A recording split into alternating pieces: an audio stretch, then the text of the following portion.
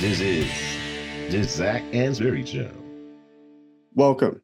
On today's podcast clip, we have our very first repeat guest, Bob Moore. So at the moment, we're currently in, inflationary times. A lot of westernized markets are, experiencing high interest rates. Cost of living crises is what they kind of refer to it in the media. I guess you kind of touched on it a little bit before, but in what way do you think consumer behavior would change or anything marketers should be aware of in this sort of situation? Well, I think, I don't think they're going to be going to private label. Yeah. On their own, right? I think if presented with more of it, they will buy more of it. But I mean, I think what I keep hearing in the US is that people are going into debt. Mhm. They're not allowing their lifestyle to change. I think certainly in the US, I think we're seeing maybe it's a light at the end of the tunnel. We had bad inflation, but it was really only really bad for about a year or 18 months. And the high interest rates have probably done a lot. And also the fact that we've had less fiscal stimulus here. Um, you know, it feels like we're coming out of it. Now, I don't know. I've lived through bad inflation when I was a young person, and it's terrible. Yeah. To have it high inflation for an extended period of time. I mean, I think the first house I bought, my mortgage interest rate was over 12%. And just it's just, and you never seem to get caught up. Like you get a raise, and then you feel like the next month you're in the hole again. So I never want to see that again in any country. But I think that we're kind of at the light at the end of the tunnel. We're finally starting to see wages catch up. But for someone like me, I'm fortunate in that, like I said, I don't have to work for money anymore. But the fact that a lot of I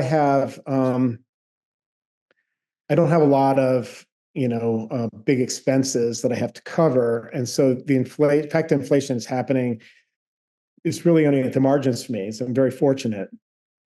But if you were to look at sort of like what my income is, which is kind of fixed, right, versus what the new price level is, if I did not have that sort of cushion, I would be in real trouble because I would be running at about maybe 90% of what my standard of living would be. So I think it's tough, and I think the people who are really, really, really, really pinched will do some things, right, to control their spending. But what I think they really do is, it's going to be more. It's going to be bigger things. So, like, if you are, if it's an inflationary time or you're pinched, right, and you have to save money at the store, how much do you really save by buying a bottle of private label glass cleaner for $1 less than you buy Windex, right? It doesn't make a big difference in your life. People spend $50 a year on cleaners, right? And so we can spend $45 a year.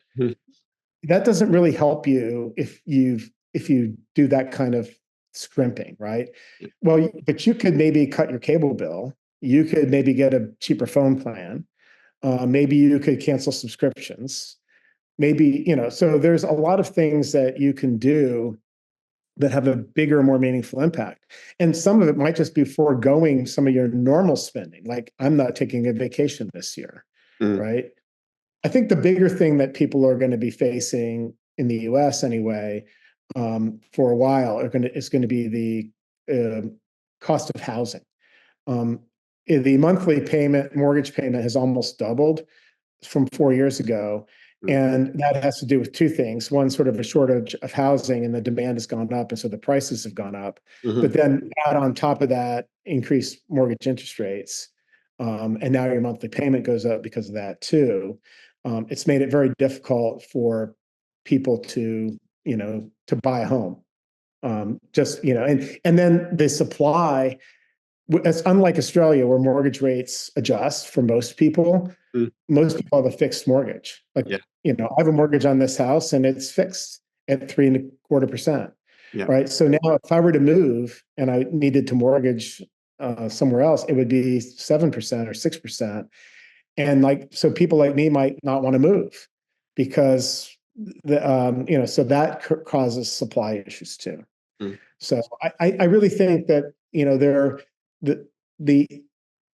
they're not going to, the behaviors that are going to change are not going to be like in the packaged goods categories necessarily. It's going to be more in the bigger things, like say, you're not buying a car, you're not moving, you're not going on vacation, you're finding a different, mobile phone provider, stuff like that. I think that's where people are going to make their changes. Yeah, so it's really about, if you're a marketer, it's about which categories you're operating in as to the effect that it'll have. That makes a lot of sense. I think so, and I think also, it's pretty well known now. I mean, and especially like I remember during when we had COVID hit, and we thought the economy was going to crater during COVID. We brought out everything we could find on what you should do during a recession to go to the finance people to say, don't stop advertising. Now's the time, where you can really get traction and so on, right? To, maintain your share of voice when everybody else is panicking and cutting. And, so, those are the kind of things that are going to be important to think about, right? And so companies could be making missteps, right? In terms of, sort of being penny wise and pound foolish by cutting advertising when, you can get a bigger share of voice at a lower cost if you stay the course.